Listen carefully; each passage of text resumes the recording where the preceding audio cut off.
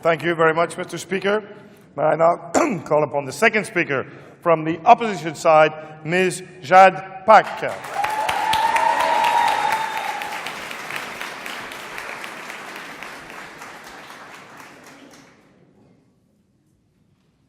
Your Excellency, Monsieur le Directeur, Monsieur le Secrétaire Général, Madame la Directrice, venerable members of the jury, who, with attention and wisdom, will listen to our words, discuss and share their opinions in order to vote and decide which of our two teams is the best at debating.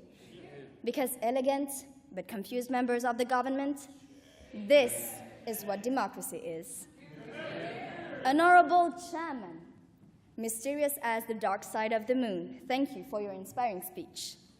Distinguished timekeepers, tranquil as the forest, but on fire within.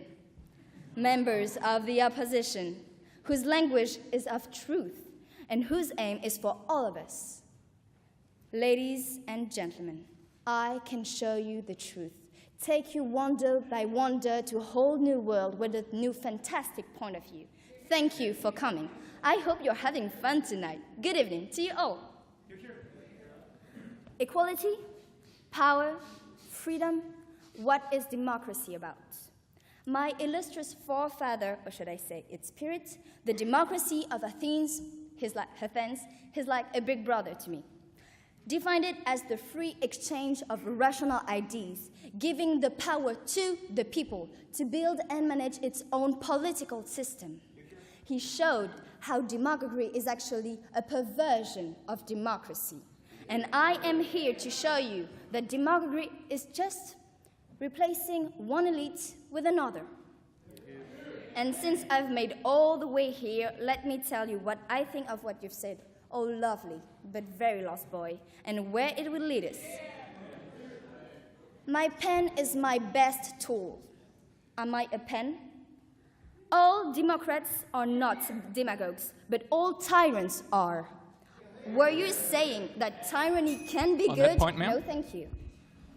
It is with demagoguery that you mentioned Gandhi and the general de Gaulle, but obviously there were examples. Do you think that examples are a definition? Honestly, hearing this government stating that democracy is demagoguery just broke my heart once more.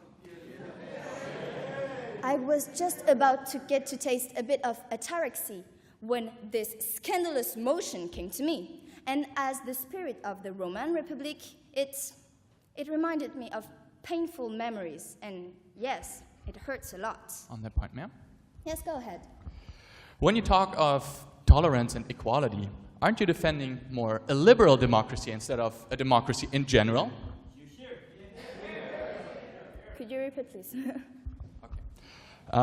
You're talking about tolerance and equality. Are those really characteristics of any democracy or just of a liberal democracy? There are characteristics of some democracy, and in every democracy you can find demagoguery, but in every democracy you can find corruption. Does that mean that democracy is corruption? Our democracy was prospering when this guy, Julius Caesar, came from nowhere. He just veni, vidi, vicid, and he tried to diminish me. The Senate tried to defend me, but, well, you know how things went. On that point, miss? No, thank you. I have to admit that he was very charismatic, good speaker, quite handsome, and he sure knew how to animate Roman's passion. But obviously, it was for his own interest. He was a good speaker, but self-interested. Oh, wait, there's a word for that. Demagogue. That's it. Silly me. The funny thing is that Caesar promised a new, wonderful, good society with more money, no thank you, more security to the people, when all he achieved was keep all the power to himself and replace one elite with another, because this is what demagoguery is all about, transferring the power from an elite to another and pretending to do it for the common good.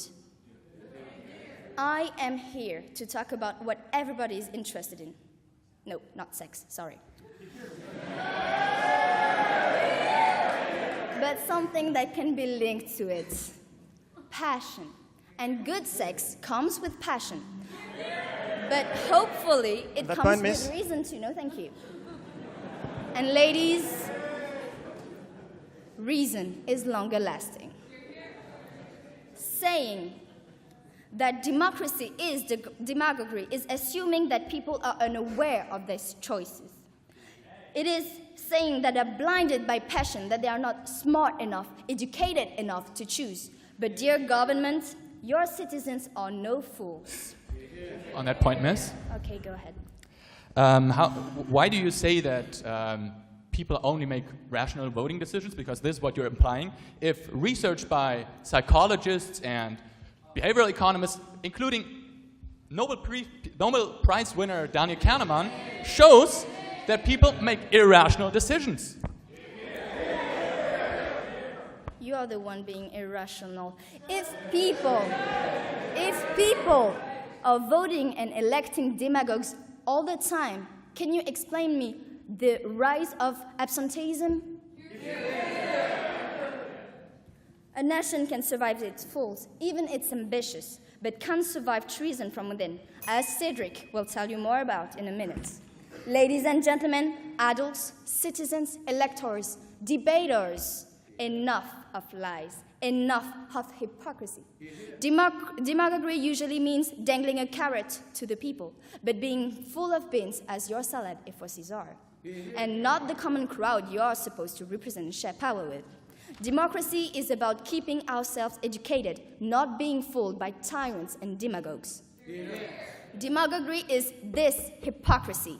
Even Plato, who's not a big fan of me and my colleagues, admits that, come on, demagoguery is what turns democracy into tyranny. Two different things. And as two opposite things, they cannot coexist. Democracy ends where demagoguery begins. A friend of mine used to say, demagoguery is to democracy what prostitution is to love. And I invite you, ladies and gentlemen, to think about that, and with love and reason, reject this insulting motion.